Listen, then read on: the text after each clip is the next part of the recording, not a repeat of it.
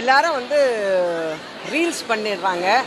அவங்களுக்கு வந்து ஃபாலோவர்ஸ் இவ்வளோ பேர் இருக்காங்க, அவ்வளோ பேர் இருக்காங்கன்னு அதை பார்த்த உடனே டைரக்டர்ஸ் எல்லாம் என்ன பண்ணுறாங்க தெரியுங்களா? டைரக்டராக நிறைய டைரக்டர்ஸ் இப்போது என் கூட, அதாவது இப்போ நான் நடிக்கும் போது ஒருத்தர் புதுசாக வந்து நடிச்சிட்டு இருக்கும்போது அவங்க திணறாங்க டைலாக் சொல்கிறதுக்கு.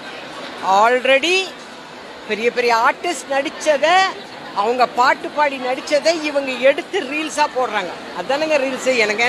எனக்கு அவ்வளோவா தெரியாது அதை பற்றிலாம். ஆனால் அவங்களுக்குன்னு ஒரு ரியல் டைலாக் கொடுக்கும்போது அங்கே வந்து திணறாங்க. ஓகேங்களா? அப்போ திணறும் போது நான் கேட்டேன், இவங்க யார் இந்த அம்மா, யார் சார்? இவங்களுக்கு வந்து ஒரு 1000 ஃபாலோவர்ஸ் இருக்காங்க. அப்படிங்களா சார்? ஓகே. அந்த 1000 ஃபாலோவர்ஸை நம்பி இவர் இங்கே போட்டுட்டு எல்லாரோட டைமும் வேஸ்ட் ஆகிட்டு இருக்குது, பணமும் கூடவே சேர்ந்து வேஸ்ட் ஆகுது.